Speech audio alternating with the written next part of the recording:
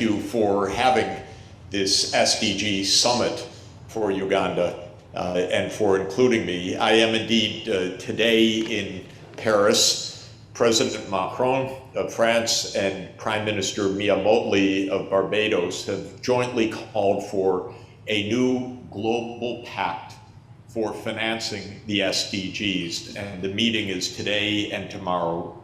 And the idea is the right one, and that is that the Sustainable Development Goals are an investment agenda. In other words, investing in our children, investing in roads, in power, in water and sanitation, in agricultural upgrading, and so forth. And investment requires finance. And yet the global financial system is not providing the financing needed for countries like Uganda to achieve the Sustainable Development Goals and the climate urgency of adapting to ongoing climate change and building a fully green energy infrastructure. So that's the purpose of the meeting in Paris, and it's the remarks that I'd like to share with you and some ideas for Uganda, and hopefully in any way that I can help, you can count on me and the UN Sustainable Development Solutions Network to provide support. The SDGs are an integrated agenda covering economic, social, and environmental objectives. And so they're not an easy agenda. They require investments at large scale in several areas. And I've tried to think about the SDGs in terms of 6 major areas. The first is education. And it's first because, to my mind, it's the most important. Having every child in school and achieving at least an upper secondary diploma, but for those who can, to continue on to tertiary education as specialists in various fields, a bachelor's degree or a skill-based degree, or an advanced degree in business or law or medicine or some other area. So that's the first investment. It's expensive. It may be the biggest single investment. Think of all of the young people in Uganda that should be in class with a quality education. Second is health. SDG 3 calls for universal health coverage. And we know we need that because there are so many preventable or treatable diseases that are not prevented or are not treated. And the problem, of course, is the health sector costs money, and a lot of money. And this is typically beyond the budget of most countries, actually, or at least most low-income and lower middle-income countries. The third area of investment is energy and industry, but now especially green energy and industry. Building out a power sector that is based on wind, solar, geothermal, biomass, and other renewable energy sources, being able to convert to the coming future of electric-based transport, having an industry that can play an important part in the green transformation, for example, making solar modules or PV cells in Uganda, or building the wind turbines and so forth.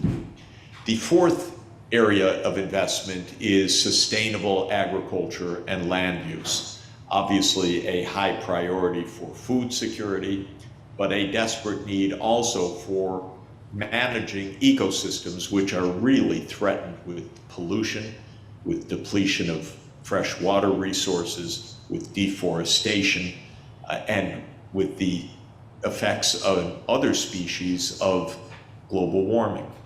So sustainable agriculture, climate resilient agriculture is the fourth area of investment. The fifth area of investment is urban infrastructure.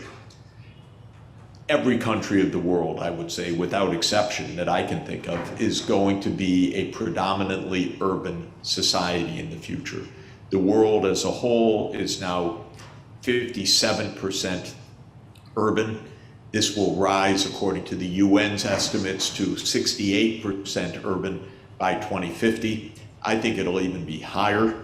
And in Africa, which has been more rural than urban, of course, throughout history, the rate of urbanization is astoundingly fast, the fastest in the world. And Africa will add 1 billion people to the urban centers of Africa between now and 2050.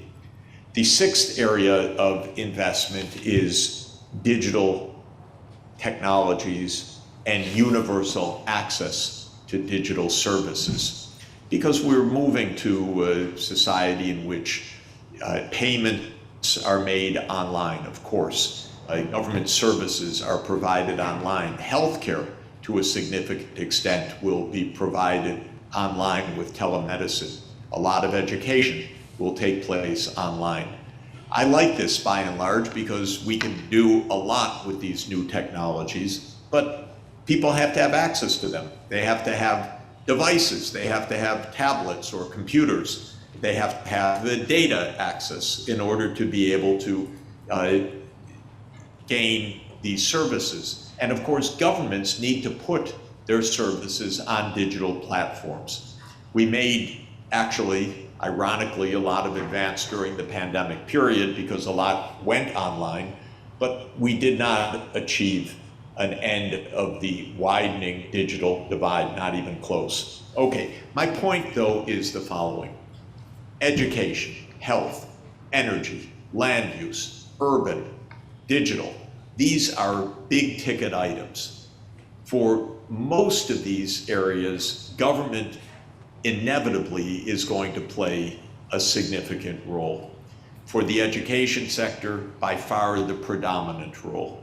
If you leave education to the private sector, well, rich kids get educated and poor kids don't.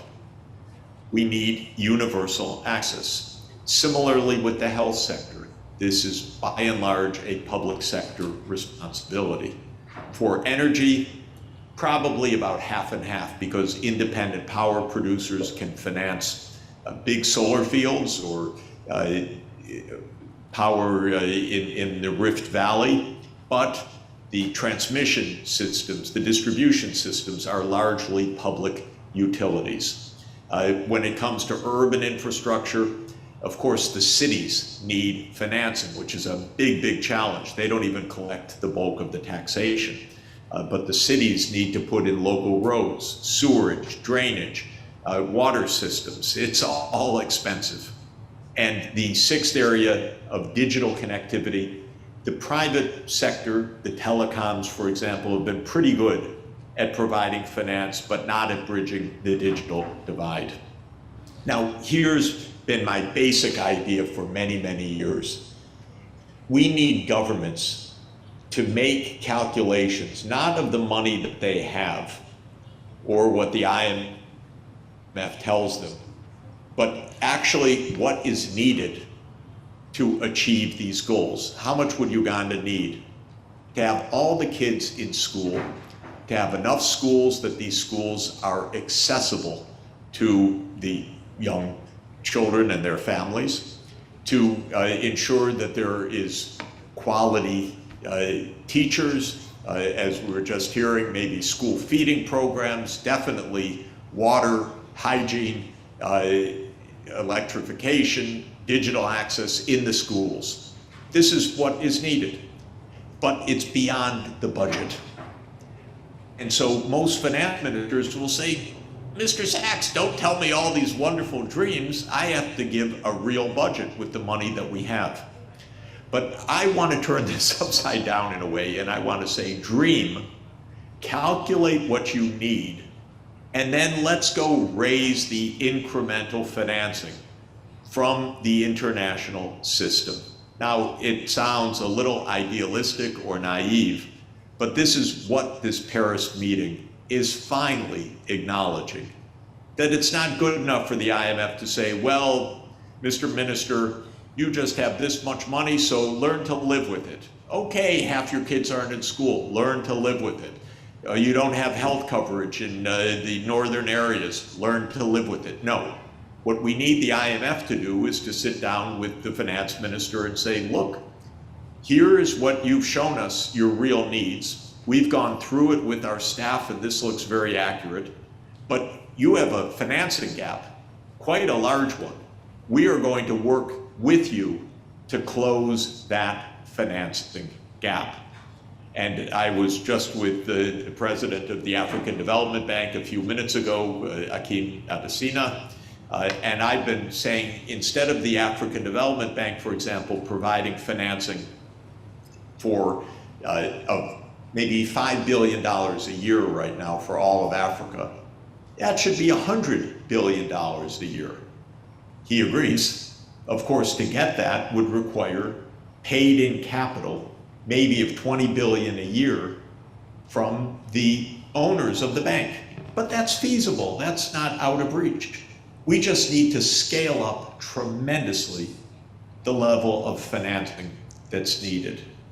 Now, my view is that if Uganda were to finance all kids in school, were to finance universal health coverage, were to build the urban infrastructure so that the cities are not flooded or suffering drought or without transport and utterly congested, or communities were lacking reliable electricity. But if all of those investments went ahead, my own view is that Uganda would grow economically at between 7 and 10% per year. I think the incremental investments would probably be about 20% of GDP extra, so maybe Uganda would invest 40% of GDP in new investments each year, like China did. And based on that, Uganda would achieve growth much faster than now. I'd say 7 to 10% per year.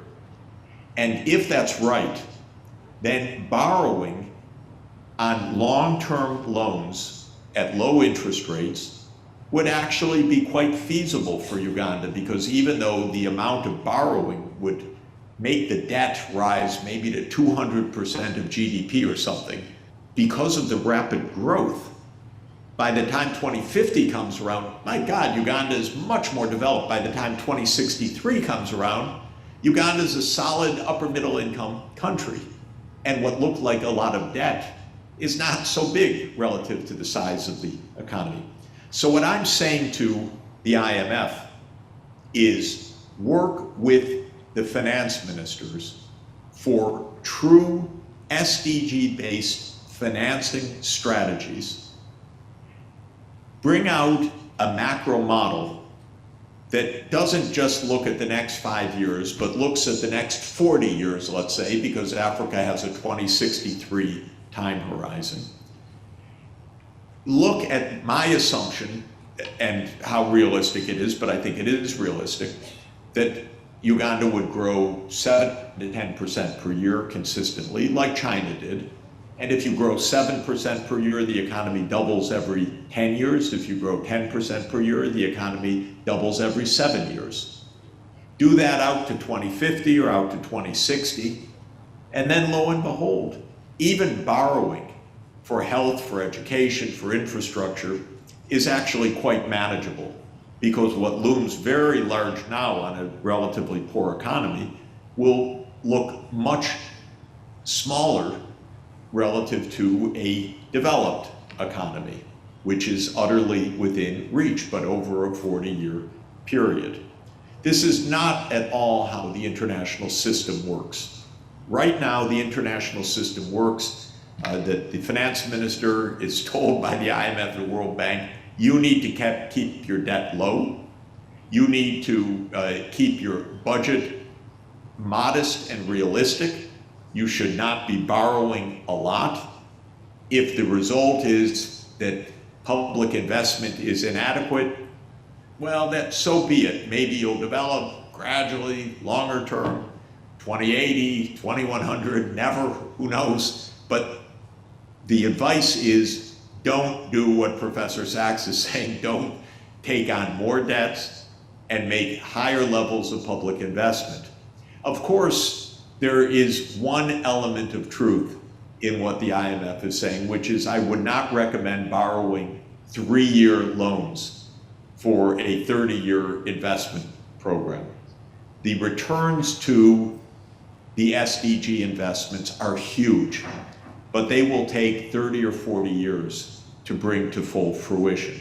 A child entering first grade today will take 20 years to finish education, perhaps, and then only then start in the workforce, and maybe another 10 years to really make an economic difference. So maybe the returns on education are 30 to 40 years. They're huge, but they take time. So I am saying to the IMF, to the World Bank, to this conference here in Paris, we need much, much larger lending, long-term, low interest. We need bold development strategies, not cautious development strategies, but big, bold investment programs. We need finance ministers to say what they really need, not what they have right now. We need education and health ministers and energy or power ministers to say, this is what we really need to accomplish these goals, and then to go work to raise the financing. Let me just finish by saying that, to my mind, China illustrates a high investment development trajectory, because over the past 40 years, China has invested roughly 40% of its GDP. It's invested very, very well. In some years, it was 50% of GDP, but it built roads, it built fast rail, it built a power grid, it built a 5G network, it educated all of the children. And the result is absolutely spectacular, which is growth of the economy by roughly 35 times since 1980. That's what I would like to see for Uganda. If it makes sense to you and sounds interesting, please count me in to give a hand to helping to shape the financing for Uganda to be able to achieve this strategy. Once again, thank you so much for letting me join you, and I am really grateful to be part of the conference.